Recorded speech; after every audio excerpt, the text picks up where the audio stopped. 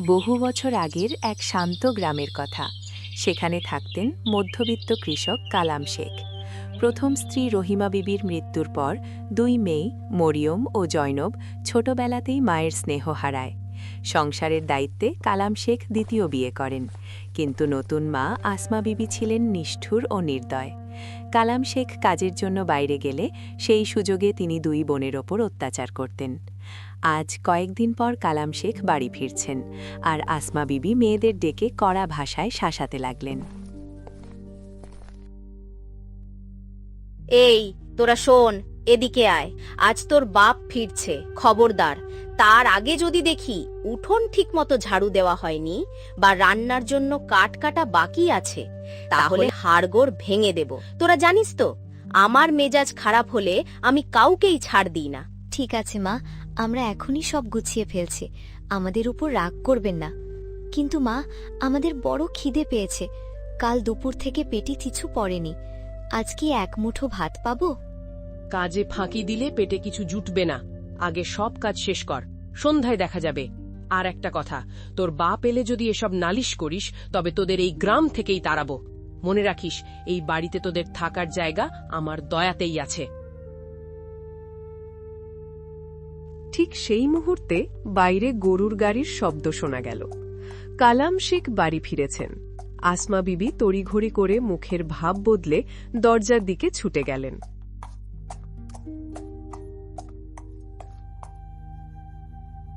কেমন আছো গিন্নি? ঘরদোর তো খুব পরিষ্কার লাগছে। আমার লক্ষ্মী মেয়েরা কোথায়? মরিয়ম, জয়নব, তোরা কোথায় রে মা? ওগো, তুমি তো এসেই মেয়েদের কথা শুরু করলে। একবারও জিজ্ঞেস করলে না আমি কেমন আছি। এই সংসারে একা খেটে খেটে আমার শরীরটা শেষ হয়ে গেল। তোমার মেয়েরা তো নবাবজাদি, তারা সারাদিন টোটো করে ঘুরে বেড়ায়, আর আমি বাড়ির সব কাজ করি। আমার কপালে কি কোনোদিন একটু শান্তি নেই? আরে না না, রাগ করছো কেন? অনেকদিন পর ওদের দেখতে ইচ্ছে করছে তো তাই ডাকলাম। ওরা কি তবে বাড়িতে নেই? বাড়িতে থাকবে কেন? বড়টা তো এখন ডানা গজিয়েছে। মুখে মুখে এমন কথা বলে যে শুনলে তোমার কান লাল হয়ে যাবে। পাড়ার সবার সাথে ঝগড়া করে বেড়ায়। আর ছোটটাও হয়েছে তার মতো। দুজনে মিলে আমার জীবনটা বিষিয়ে তুলছে। আমি কিছু বললেই ওরা বলে আমি নাকি ওদের সৎমা, তাই ওদের ওপর জুলুম করি। এ কি বলছো? আমার মেয়েরা কি সত্যি এতটা বিগড়ে গেল? আমি তো বিশ্বাসই করতে পারছি না। আমি কি তবে ওদের ভুল শিক্ষা দিয়েছি? ভুল শিক্ষা কি আর তুমি দিয়েছ? একা পেয়ে ওদের মাথায় সব কুচিন্তা ঢুকেছে। এখন তো শুনছি গ্রামের হাটে গিয়ে মানুষের জিনিসপত্র সরাচ্ছে। চুরির বদনাম যদি একবার হয়, তবে আমার মুখ দেখানোর জায়গা থাকবে না। আমি কত কষ্টে ওদের আগলে রাখছি তা শুধু আমিই জানি। চুরি? এই আমি কি শুনছি? কালাম শেখের মেয়েরা চোর হবে? না, এটা আমি মেনে নিতে পারছি না। আসমা, তুমি ওদের ঠিকভাবে শাসন করো না কেন? শাসন করতে গেলেই তো গ্রামের লোক আমায় নিন্দা করে, বলে সৎমা হয়ে মেয়েগুলোকে মারছে। আমার হাত পা বাঁধা গো, তুমিই এখন যা করার করো, নইলে একদিন আমাদের গলায় দড়ি দিতে হবে। ব্যাস, আর কিছু বলতে হবে না। আজ আসুক ওরা, আমি এর একটা বিহিত করেই ছাড়ব। ওদের এত আশকারা দেওয়া ঠিক হয়নি।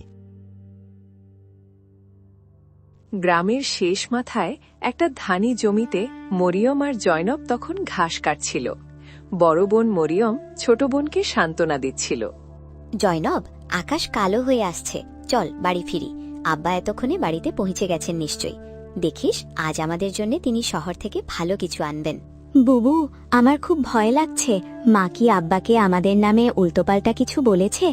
আব্বাও কি আমাদের উপর রাগ করবেন? না রে পাগলি, মা হয়তো কড়া কথা বলেন, কিন্তু আব্বা তো আমাদের খুব আপন। তিনি আমাদের খুব ভালোবাসেন। দেখবি, আজ সব ঠিক হয়ে যাবে।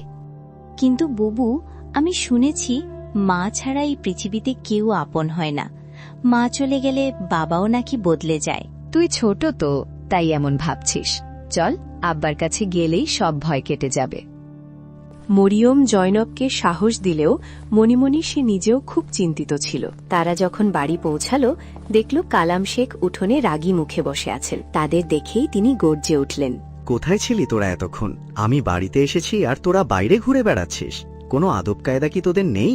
তোদের নামে যা শুনছি তাতে আমার লজ্জায় মরে যেতে ইচ্ছে করছে।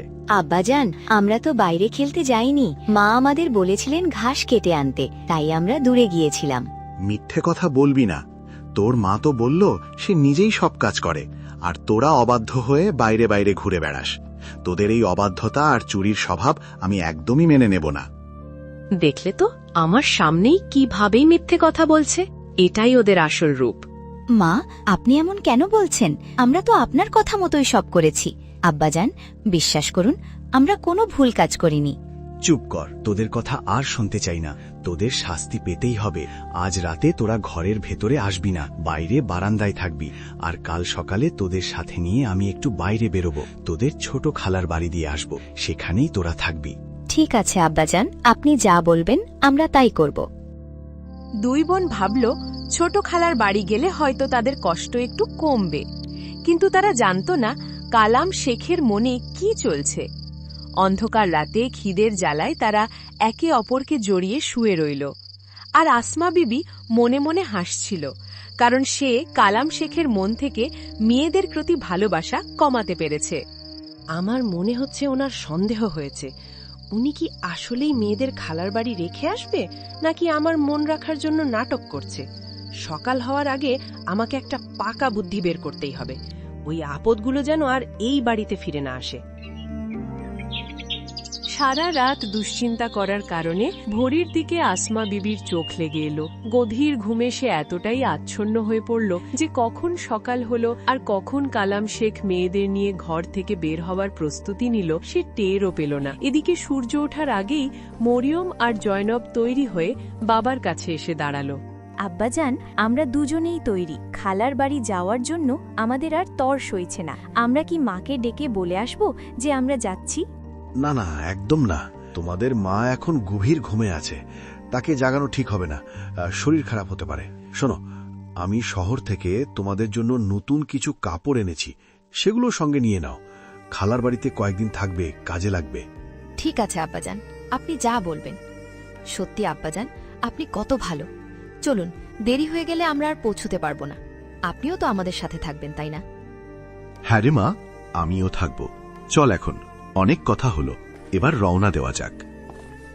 এই বলে কালাম শেখ তার দুই মেয়েকে নিয়ে গ্রামের পথ ধরে হাঁটতে শুরু করলেন।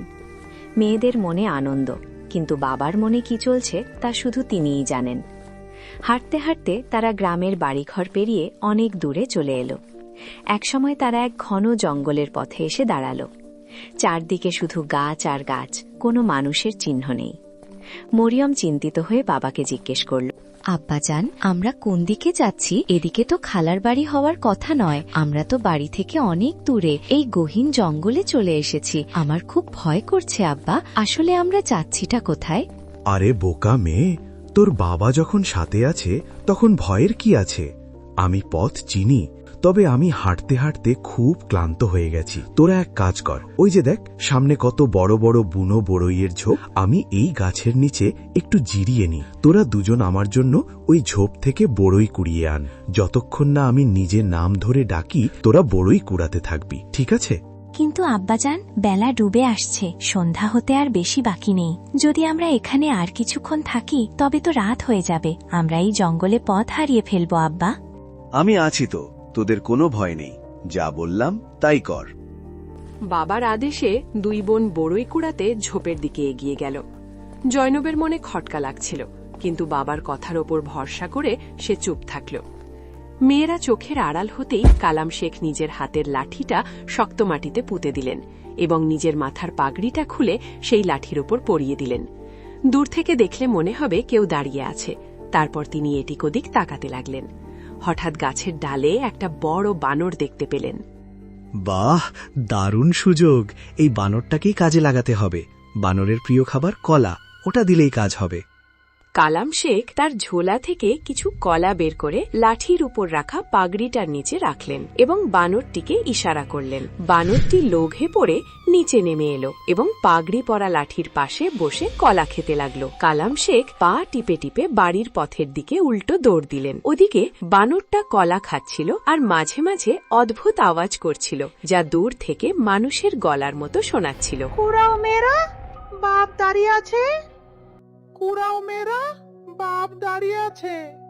শোন জয়নব, আব্বাজানের গলা শোনা যাচ্ছে। তিনি আমাদের আরো বড়ি কুড়াতে বলছেন। উনি যখন দাঁড়িয়েই আছেন, চল আমরা আরো কিছু কুড়িয়ে নিই। দুই বোন অনেকক্ষণ ধরে বড়ই কুড়াতে থাকল। ওদিকে বানরটার কলা খাওয়া শেষ হয়ে গেল। শেষ কলার খোসাটা হাত থেকে পড়ে যেতেই বানরটা চুপ হয়ে গেল এবং সেখান থেকে সরে গেল। এবার জয়নব খেয়াল করল যে আব্বাজানের আর কোনো সাড়া শব্দ নেই। জয়নব রে, আব্বাজানের গলা তো আর শোনা যাচ্ছে না। মনে হয় তিনি আমাদের ফিরে যেতে বলছেন। চল এবার আব্বাজানের কাছে যাই, বড্ড দেরি হয়ে গেছে। হ্যাঁ বুবু, চল। এখন তো রাত হয়ে আসছে, ঝিঁঝি পোকা ডাকছে, আমার খুব ভয় করছে। দুই বোন আঁচল ভর্তি বড়ই নিয়ে দৌড়ে সেই গাছের নিচে ফিরে এলো, কিন্তু সেখানে গিয়ে তারা যা দেখল তাতে তাদের পায়ের তলার মাটি সরে গেল। তারা দেখল বাবার লাঠির ওপর শুধু পাগড়িটা ঝোলানো, আর পাশে একটা বানর বসে আছে। তাদের বাবা সেখানে নেই। বানরটিকে দেখে তারা বুঝতে পারল এতক্ষণ এই প্রাণীটি শব্দ করছিল। মরিয়ম বুবু, তুমি ঠিকই বলেছিলে। আমাদের আব্বাজান আমাদের খালার বাড়ি নেওয়ার নাম করে এই গভীর জঙ্গলে ফেলে যেতে এসেছিলেন। তিনি আমাদের ফেলে চলে গেছেন বুবু। এখন আমরা এই জঙ্গলে কি করব? কোথায় যাব? জয়নব, আমার আগেই সন্দেহ হয়েছিল, কিন্তু এখন কেঁদে কোনো লাভ নেই। কান্না দিয়ে তো আর আমরা এই জঙ্গল থেকে বেরোতে পারবো না।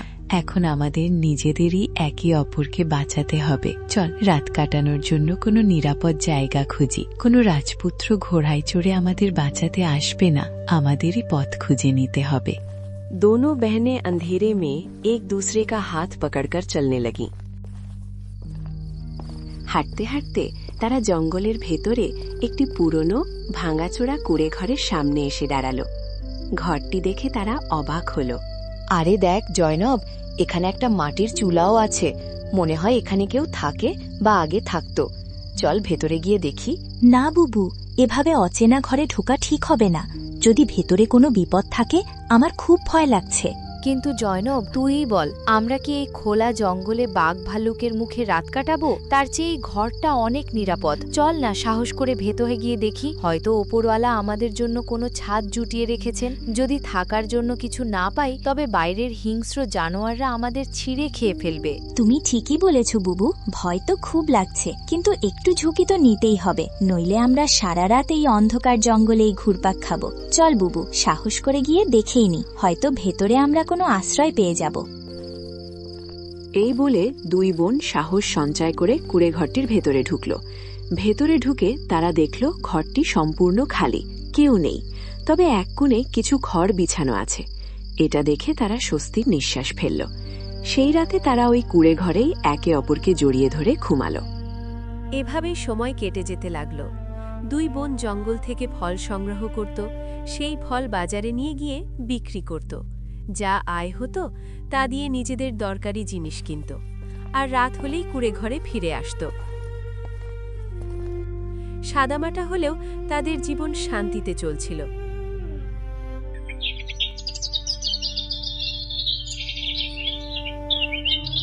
দেখতে দেখতে কয়েক বছর কেটে গেল। এখন দুই বোনই বড় হয়েছে, আর এত সুন্দরী হয়েছে যে কেউ দেখলে তাকিয়ে থাকত। একদিন সকালে বাইরে বের হওয়ার সময় জয়নব মরিয়নকে বলছিল, আপা, আজ আমি জঙ্গলের একটু দূরে যাচ্ছি, কিছু তাজা ফল আনব, যাতে বাজারে ভালো দাম পাওয়া যায়। কিন্তু জয়নব, আজ তো আমাকেও বাজারে যেতে হতো, আর ফেরার পথে বাড়ির রেশনও আনতে হতো। আমি কালই কিছু ফল পেড়ে রেখেছিলাম, ওগুলো নষ্ট হয়ে যাবে। আপা, আমার তো তুমি ছাড়া আর কেউ নেই।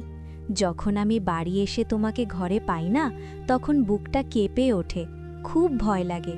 আমি চারদিকে তোমাকে খুঁজতে থাকি।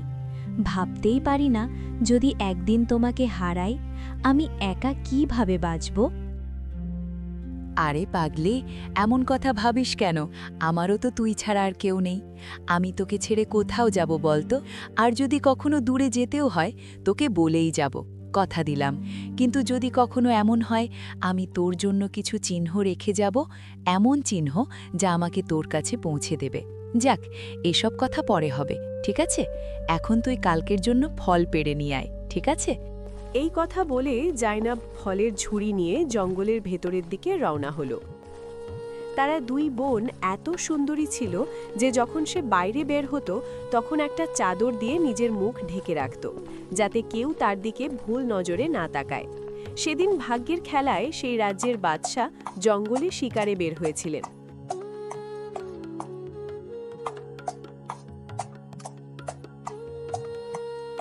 সকাল থেকে সন্ধে পর্যন্ত তিনি শিকারের খোঁজে জঙ্গল ঘুরে বেড়াচ্ছিলেন। হঠাৎ করেই তার চোখে পড়ে গেল একটি খরগোশের ওপর। উজির সাহেব, সকাল থেকে শিকারের পেছনে ঘুরছি, খিদে তো প্রাণ বেরিয়ে যাচ্ছে। এই শিকার হাতছাড়া হওয়া চলবে না, আমি আপনাকে বলে রাখছি। জি জি হুজুর, নিশ্চিন্ত থাকুন, আমি আজ এই খরগোশ শিকার করেই ছাড়ব, আপনি শুধু দেখতে থাকুন। এই বলে উজির তীর চালাতে শুরু করলেন, আর অনেকবার চেষ্টার পর অবশেষে একটা তীর গিয়ে খরগোশের গায়ে লাগলো। বাহ উজির সাহেব, বাহ, আপনি তো সত্যিই কামাল করে দিলেন। শেষমেশ এই খরগোশ শিকার করেই ফেললেন। এখন জলদি যান, এটা তুলে আনুন আর রান্নার ব্যবস্থা করুন, যত তাড়াতাড়ি সম্ভব। আমি এখানেই এই গাছের নিচে আপনার অপেক্ষা করছি। জি জি হুজুর, যা আপনার আদেশ, আমি এক্ষুনি রান্নার ব্যবস্থা করছি।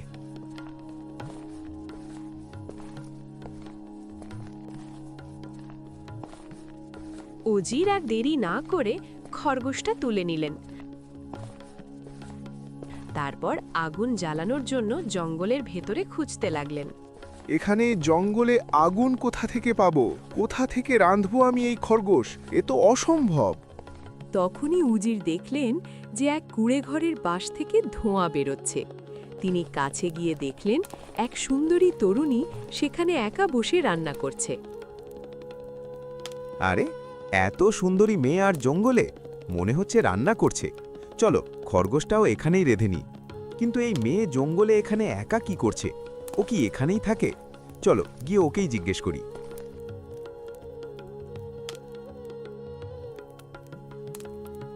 আপনি কে?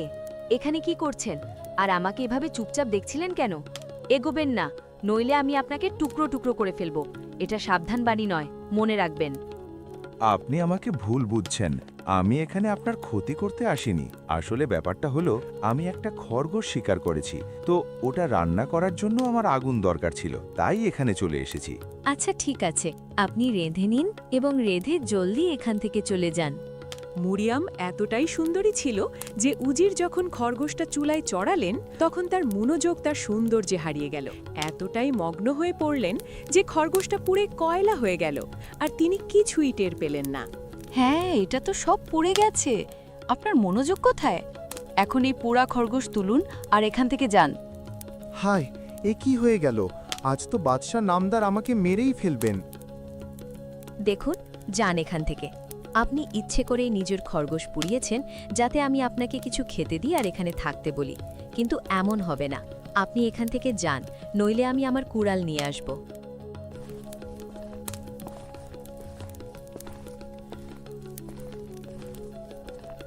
ওদিকে বাদশাও খরগোশের অপেক্ষায় ছিলেন।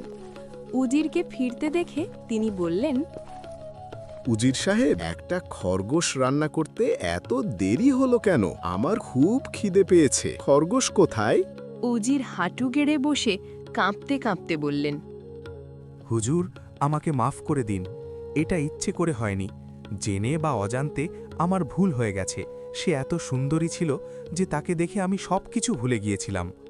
কে এত সুন্দরী ছিল? কার কথা বলছো? আমাকে খুলে বলো। আর খরগোশ কোথায়? হুজুর, সে এখানে এক কুঁড়ে ঘরে থাকে। হুজুর, আপনি তাকে দেখলে খরগোশ কি সব কিছুই ভুলে যাবেন। আসুন, আমি আপনাকে সেই কুঁড়ে ঘরেই নিয়ে যাই। দেখলেই বুঝতে পারবেন কেন আমি দুনিয়া ভুলে বসেছিলাম। ওহ, তাই নাকি? আমাদের রানীরা তো এই রাজ্যের সবচেয়ে সুন্দরী, আর তুমি বলছো একজন দাসীকে দেখে তুমি সব ভুলে গেছো? বেশ, চলো, আমিও দেখতে চাই সে সৌন্দর্য কতটা অসাধারণ। এরপর বাদশা আর উজির দুজনেই সেই কুঁড়ে ঘরের দিকে এগিয়ে গেলেন। সেখানে মরিয়ম বসে রান্না করছিল। বাদশার চোখ যখন মরিয়মের উপর পড়ল, তিনি যেন মুহূর্তেই হতভম্ব হয়ে গেলেন। জীবনে তিনি এমন সৌন্দর্য আগে কখনো দেখেননি। তখন উজির ধীরে করে বাদশাকে জিজ্ঞেস করলেন, কি হুজুর, আমি তো আপনাকে বলেছিলাম না যে এই রান্নাটা আমি করব। আপনি এত সুন্দর রান্না করছেন, আমি তো কিছুই বুঝতে পারছি না। হুজুর, সে এখানে এক কুঁড়ে ঘরে থাকে। হুজুর, আপনি তাকে দেখলে খরগোশ কি সব কিছুই ভুলে যাবেন। আসুন, আমি আপনাকে সেই কুঁড়ে ঘরেই নিয়ে যাই। দেখলেই বুঝতে পারবেন কেন আমি দুনিয়া ভুলে বসেছিলাম। কি হুজুর, আমি তো আপনাকে বলেছিলাম না এমন সৌন্দর্য আপনি জীবনে কখনো দেখেননি। তো বলুন, তৃতীয় রানীর ব্যবস্থা করা হবে কি? কি বলেন? না না উজির সাহেব, হবু রানীকে এভাবে নিয়ে যাওয়া ঠিক নয়। আমরা আমাদের সুন্দরী রানীকে পালকিতে করে নিয়ে যাব। এখন চলো এখান থেকে, কাল আমরা আমাদের রানীকে নিতে পালকি নিয়ে আসব। এভাবেই বাদশাহ আর উজির দুজনেই সেখান থেকে চুপচাপ চলে গেলেন। মরিয়ম বুঝতেই পারল না যে কেউ তাকে লুকিয়ে দেখছিল। পরের দিন সকালে দুই বোন নিজেদের মধ্যে কথা বলতে লাগলো। তখন মরিয়ম জয়নবকে বলল, শোন তো, কাল এক লোক একটা খরগোশ নিয়ে এসেছিল। পাগলটার মনোযোগ এতটাই সরে গিয়েছিল যে পুরো খরগোশটাই পুড়ে গেল। বেচারা হয়তো ওই পোড়া খরগোশটাই খেয়েছে। আপা, তুমিও না। আচ্ছা শোন আপা, আমি আজ জঙ্গলে যাচ্ছি ফল পাড়তে। সন্ধ্যা পর্যন্ত চলে আসব। কুড়ে ঘরের দরজা ভালো করে বন্ধ রেখো, ঠিক আছে? কেউ এলেও দরজা খুলো না। এই কথা বলে জয়নব সেখান থেকে চলে গেল। জয়নব চলে যাওয়ার পর মরিয়ম একা ঘরে রইল। হঠাৎ সে ঘোড়ার খুরের শব্দ শুনতে পেল। কি হচ্ছে দেখার জন্য সে কুড়ে ঘর থেকে বাইরে এলো। সামনে যা দেখল তাতে সে অবাক হয়ে গেল। তার দরজার সামনে এসে থেমেছে রাজকীয় ঘোড়সওয়ার। তখনই মরিয়ম বুঝে গেল তার বরাত নিজেই তার কাছে এসে পৌঁছেছে। ঠিক তখনই উজির তার কাছে এসে বলল, আমি রাজগড়ের বাদশাহ আসাদ খানের উজির। আমাদের বাদশাহ আপনার সৌন্দর্য ও চরিত্রে মুগ্ধ হয়েছেন। তিনি আপনাকে সম্মানের সঙ্গে নিজের জীবনসঙ্গী করতে চান। আপনি কি এই প্রস্তাবে রাজি আছেন? মরিয়ম যখন এটা শুনল তখন তার বিশ্বাসই হলো না যে মেয়েকে তার বাবা আবর্জনা ভেবে জঙ্গলে ফেলে দিয়েছিল সেই মেয়েটির বিয়ে বাদশাহের সাথে হতে যাচ্ছে। এটা ভেবে মরিয়মের চোখ ভরে এলো এবং সে সাথে সাথে রাজি হয়ে গেল। আমি এই বিয়েতে রাজি আছি। আপনি একটু অপেক্ষা করুন, আমি ভেতর থেকে আমার পুটলি নিয়ে আসছি। মরিয়ম ধীরে ধীরে কুড়ে ঘরের ভেতরে ঢুকল। তারপর সে মুঠো ভরে সরিষার বীজ তুলে নিল। বাইরে বেরিয়ে সে যে পথে হাঁটছিল সেই পথে আস্তে আস্তে বীজ ছড়াতে লাগল। এরপর মরিয়ম নীরবে সেই কুড়ে ঘর ছেড়ে চলে গেল। কিছুক্ষণ পর জয়নব সেখানে এসে পৌঁছালো। কুড়ে ঘরের ভেতরে ঢুকে এসে দেখল সেখানে কেউ নেই। বুকের ভেতর তার দুশ্চিন্তা বাড়তে লাগল। সে চারদিকে তাকিয়ে ব্যাকুল হয়ে নিজের বোনকে খুঁজতে শুরু করল। আপা কোথায় চলে গেল? আমার ভয় ছিল, আর সেটাই হলো। আপা এখন কোথায়? আমাকে ছেড়ে কোথায় চলে গেল?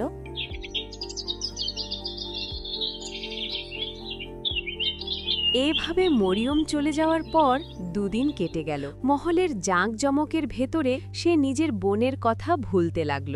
আর অন্যদিকে দুদিন ধরে জয়নব তার বোনের অপেক্ষায় থাকল। রাতে জোরে বৃষ্টি হল।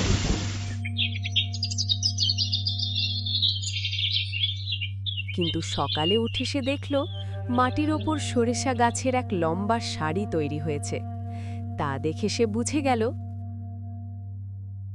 আমার বোন আমাকে এখানে ফেলে যায়নি। সে আমার জন্য চিহ্ন রেখে গেছে, যাতে আমি এই ফুলগুলোর পথ ধরে তার কাছে পৌঁছাতে পারি। হে ওপরওয়ালা, আমাকে আমার বোনের সঙ্গে মিলিয়ে দাও। এই কথা বলে জয়নব ফুলের তৈরি পথে হাঁটতে লাগলো। হাঁটতে হাঁটতে সে অনেক দূরে পৌঁছে গেল। শেষে দেখল এই পথ সরাসরি এক বাদশাহর মহলের দিকে যাচ্ছে। মহলের ফটকে পৌঁছাতেই প্রহরীরা তাকে আটকাতে চাইল। ঠিক তখনই ওপরের বারান্দা থেকে মরিয়ম তার বোনকে দেখে ফেলল। সে দৌড়ে নিচে নেমে এসে জয়নবকে জড়িয়ে ধরে কান্নায় ভেঙে পড়ল। জয়নব, আমি জানতাম তুই আমার রেখে যাওয়া চিহ্ন ধরে ঠিক চলে আসবি। বোন আমার, তোকে ছাড়া এই রাজপ্রাসাদেও আমি একা ছিলাম। বাদশাহ সব কথা শুনে জয়নবকে রাজকীয় সম্মান দিলেন। তার বুদ্ধি আর সাহসে খুশি হয়ে উজির তাকে বিয়ের প্রস্তাব দিলেন। ধুমধাম করে তাতে বিয়ে হলো। যে দুই বোন একসময় জঙ্গলে কষ্টে দিন কাটাত, আজ তারা রাজ্যের রানী ও উজির পত্নী। কিন্তু অন্যদিকে সৎ মা আর কালাম শেখ তাদের খারাপ কাজের ফল পেল। দুই মেয়েকে জঙ্গলে ফেলে আসার পর থেকে তাদের জীবনে শুধু দুঃখ আর অভাব নেমে এলো। ব্যবসা নষ্ট হল, মানুষও তাদের এড়িয়ে চলল। শেষে তারা ভিক্ষা করতে বাধ্য হল। একদিন তারা শুনল এই রাজ্যের রানী খুব দয়ালু, তাই ছেঁড়া কাপড় পরে তারা রাজপ্রাসাদের সামনে এলো। তখন মরিয়ম আর জয়নব গরিবদের দান করছিল। হঠাৎ ভিড়ের মধ্যে দাঁড়িয়ে থাকা দুই বৃদ্ধকে দেখে মরিয়ম থমকে গেল। তাদের মুখ তার খুব চেনা লাগল। সে জয়নবকে ইশারা করে বলল, জয়নব, দেখ তো ওদের চিনতে পারিস কিনা। জয়নব কাছে গিয়ে চমকে উঠল। এ তো তাদের সেই বাবা আর সৎমা। জয়নব মরিয়মকে বলল, আপা, এরা তো আমাদের সেই বাবা আর সৎমা যারা আমাদের আবর্জনা মনে করে জঙ্গলে ফেলে এসেছিল। মরিয়ম তখন প্রহরীদের দিয়ে তাদের ভেতরে ডাকল। কালাম শেখ আর সৎমা ভয়ে কাঁপছিল। তারা রানীকে চিনতে পারেনি। মরিয়ম সিংহাসন থেকে নেমে বলল, হে পথিক, তোমরা কি তোমাদের ফেলে আসা অতীতকে চিনতে পারছো? একটু ভালো করে তাকাও। আমরা সেই দুই মেয়ে যাদের তোমরা একদিন জঙ্গলে হিংস্র পশুর মুখে ফেলে গিয়েছিলে। কালাম শেখ মাথা তুলে ভালো করে তাকালো এবং লজ্জায় তার মাথা নিচু হয়ে গেল। সৎমা ভয়ে মাটিতে বসে পড়ল। কালাম শেখ কেঁদে বলল, মারে, লোভে পড়ে আর তোর সৎ মায়ের কুবুদ্ধিতে আমি অন্ধ হয়ে গিয়েছিলাম। নিজের কলিজার টুকরাদের মৃত্যুর মুখে ঠেলে দিয়েছিলাম। আজ আমার এই ভিখারির হাল তারই শাস্তি। আমাকে মাফ করে দে মা। সৎমা কাঁদতে কাঁদতে তাদের পায়ে পড়ে ক্ষমা চাইতে লাগল। মরিয়ম আর জয়নব একে অপরের দিকে তাকালো। ছোটবেলা থেকে তারা অনেক কষ্ট সহ্য করেছে, তবু তাদের হৃদয় ছিল বড় আর দয়ায় ভরা। কিছুক্ষণ চুপ থাকার পর মরিয়ম ধীরে বলল, বাবা, আমরা তোমাদের মতো নিষ্ঠুর হতে পারি না। আল্লাহই তোমাদের শাস্তি দিয়েছেন, আবার তিনিই আজ তোমাদের আমাদের কাছে ফিরিয়ে এনেছেন। তবুও আমরা তোমাদের মাফ করে দিলাম, কারণ যদি তোমরা সেদিন আমাদের ফেলে না দিতে, তাহলে হয়তো আজ এই রাজপ্রাসাদের সম্মান পেতাম না, হয়তো সেই কুঁড়ে ঘরেই আমাদের জীবন কেটে যেত। এরপর মরিয়ম ও জয়নব তাদের বাবা ও সৎমাকে প্রাসাদের কাছে ভালোভাবে থাকার ব্যবস্থা করে দিল। কালাম শেখ আর তার স্ত্রী বাকি জীবন নিজেদের ভুলের জন্য অনুশোচনা করে, মেয়েদের সুখের জন্য দোয়া করতে করতে কাটিয়ে দিল। গ্রামের মানুষ তখন বুঝল, যাদের তারা একদিন বোঝা মনে করেছিল, তারাই আজ রাজ্যের গর্ব। আল্লাহ যাকে সম্মান দিতে চান, তাকে জঙ্গলের কাটা গাছের মাঝ থেকেও তুলে রাজ সিংহাসনে বসিয়ে দেন।